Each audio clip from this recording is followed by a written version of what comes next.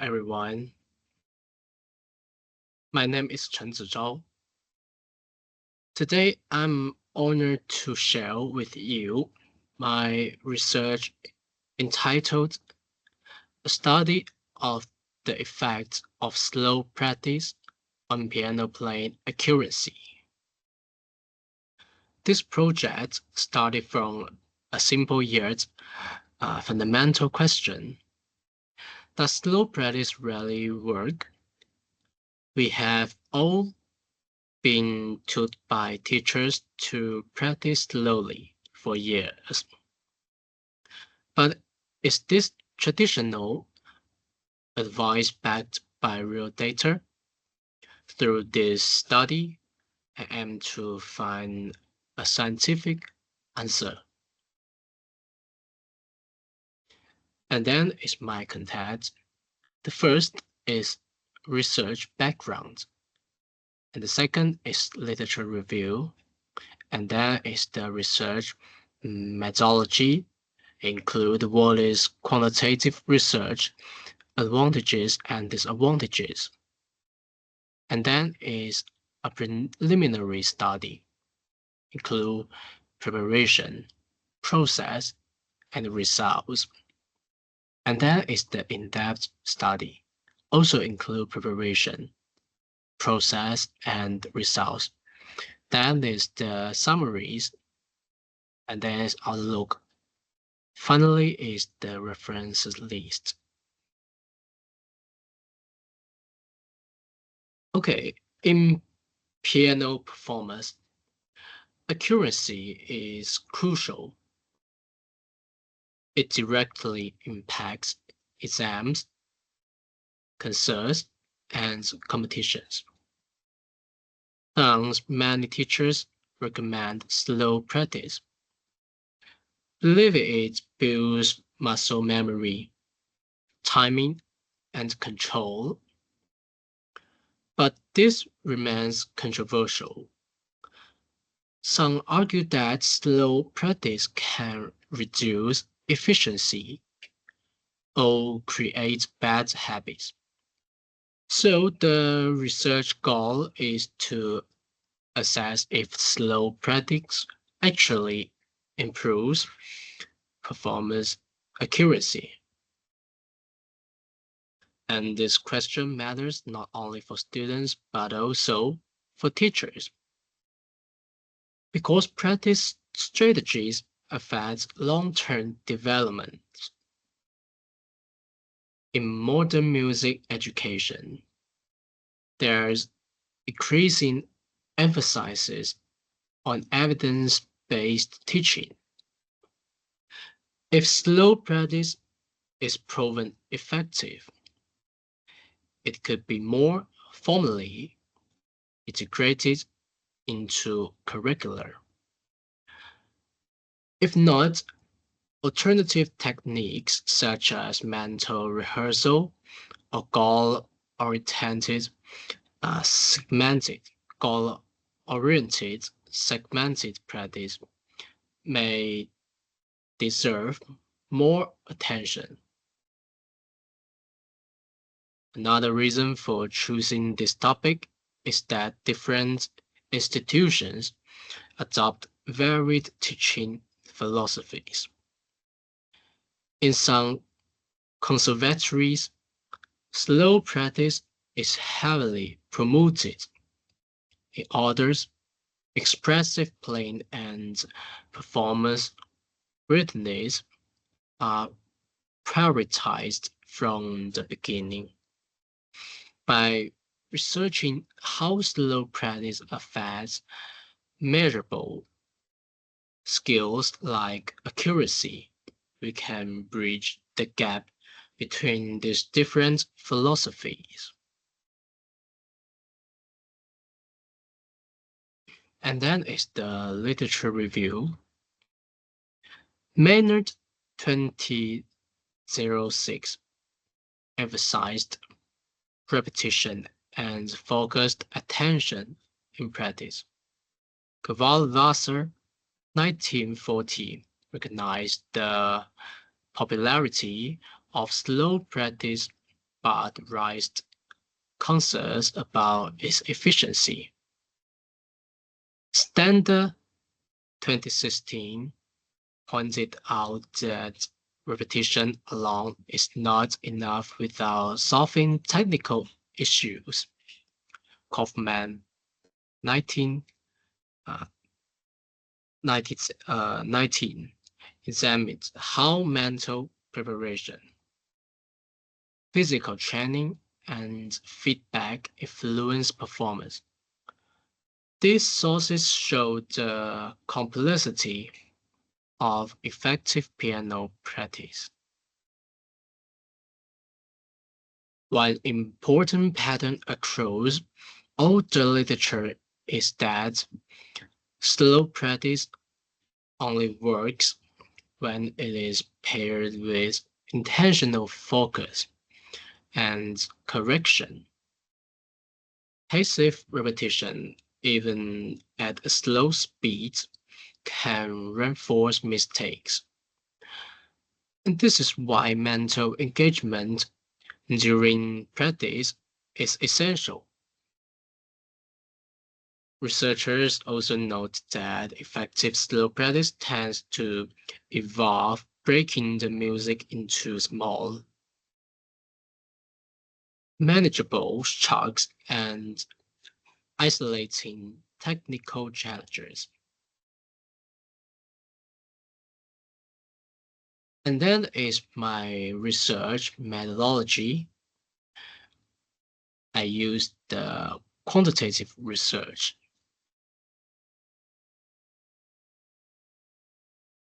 At first, what is qualitative research? Quantitative research relies on data, measurements, and statistical analysis. It provides objective, repeatable results and is widely used in education and psychology. In this study, a quantitative approach was ideal to compare accuracy between different practice methods based on measurable criteria such as error rates and rhythm control. And then is the advantages and disadvantages. The advantages include objective and reproducible results, ease of comparison and suitability for large samples. However, limitations include lack of depth,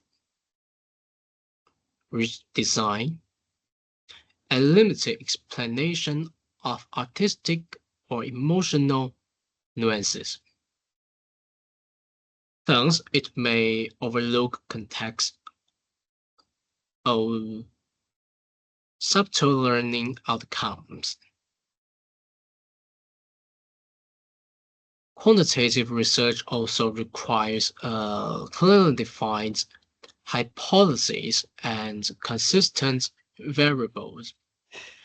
In our case, the hypothesis is students who practice slowly will make fewer mistakes.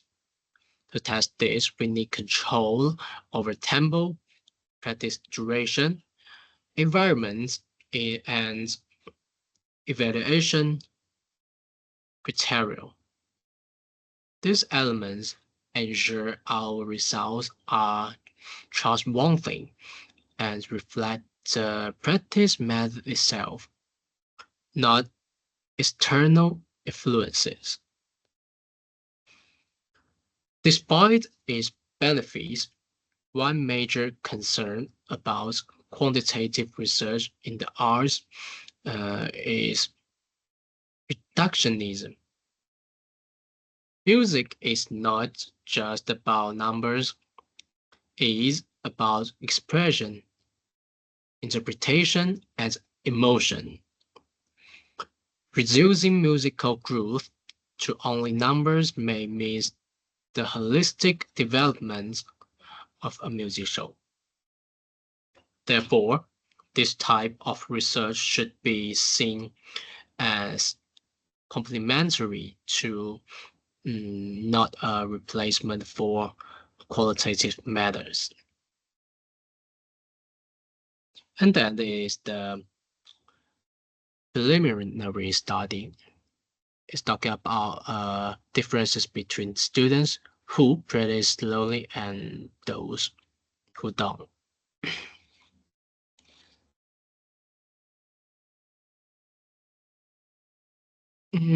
Let us know now examine the preliminary study that compared students who practice slowly and those who did not. The purpose of this experiment was to investigate whether slow practice leads to better performance accuracy. According to the PPT, 10 piano students of comparable technical level were recruited.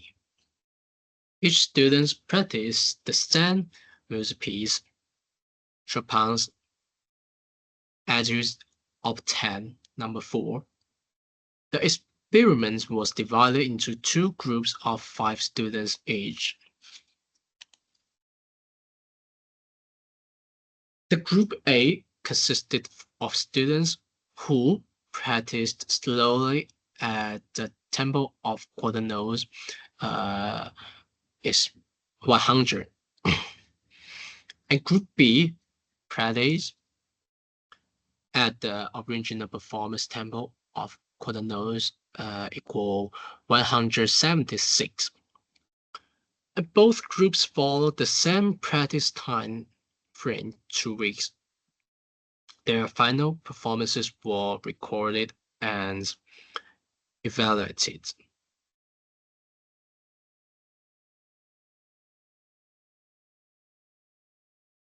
During the 2 weeks practice period, students were instructed to practice daily under consistent conditions.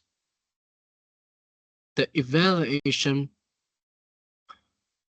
procedure involved each student playing at the original tempo of quarter notes equal 176. Their performance was recorded as compared against the original score.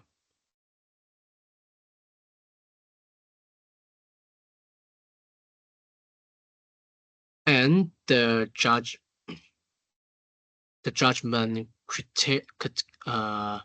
criteria as presented in the PPT focus on 3 dimensions: errors and missed notes and written deviations. A performance with 1 to 2 errors was marked as this is yes. Performances with 3 to 5 errors were rated row, and performances with more than 5 errors were marked no. And then you can see that in the slow practice group, 2 students received a yes, and 2 received O, as 1 received no. In contrast, the no slow practice group had 1 student rated yes, 3 rated row, and 1 rated no. So this outcome suggests that slow practice appears to correlate with higher accuracy in performance. Although both groups had similar numbers of students marked O and no, the slow practice group had a higher number of students with top scores. This supports the argument that slow practice may help internalize music content. And then is the in-depth study talking about the differences between students practicing at variable speeds and those practicing at at a single speed.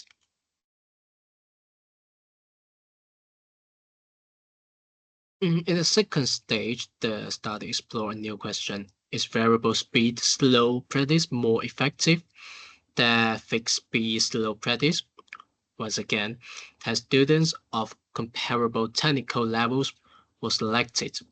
They practiced the same piece, Chopin's Etude, obtained number 4. Group A used slow practice with changing tempos, and the Group B used the single fixed slow tempo. Both groups practiced for 2 weeks. Like before, their performances were recorded and compared with the original score.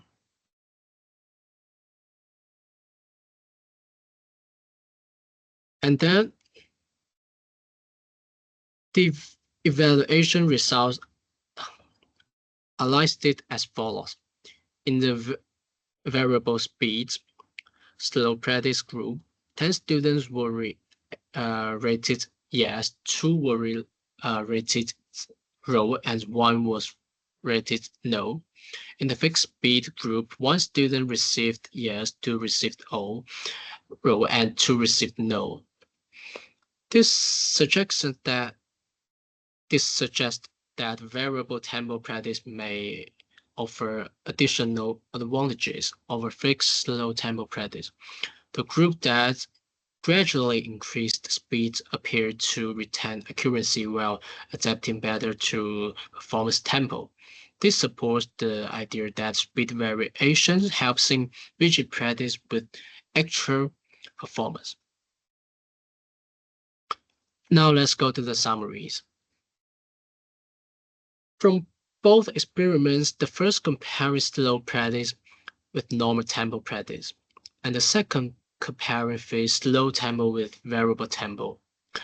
It is evident that tempo plays a critical role in piano performance accuracy.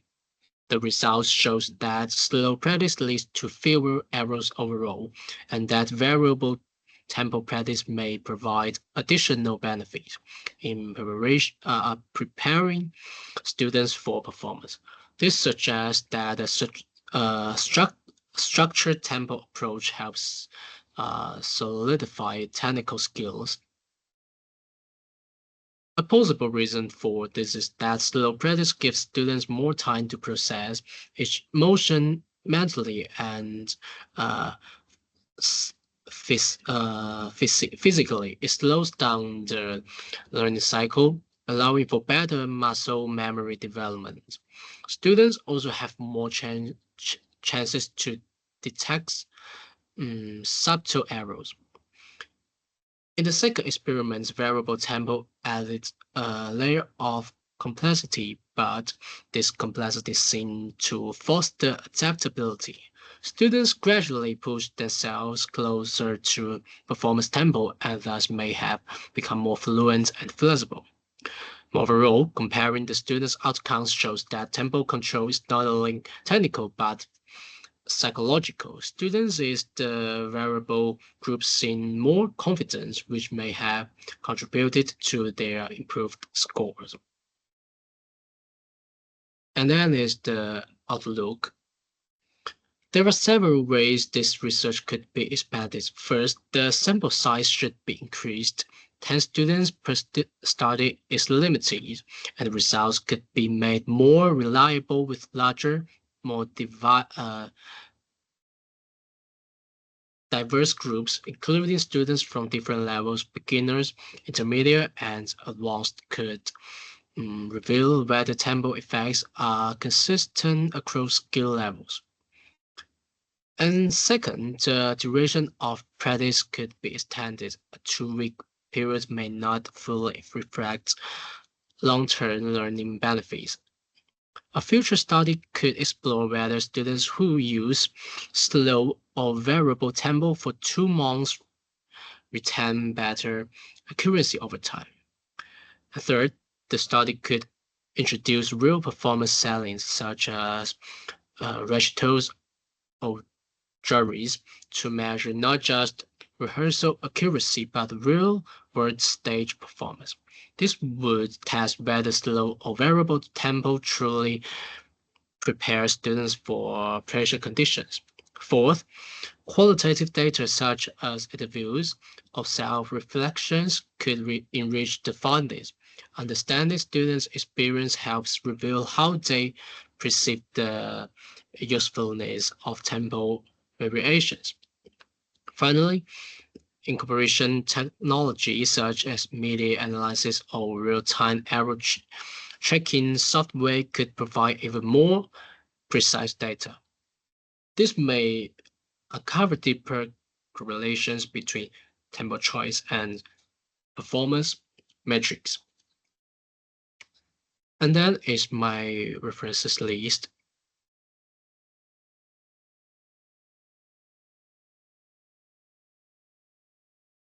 That's all my PPT presentation. Thank you for watching.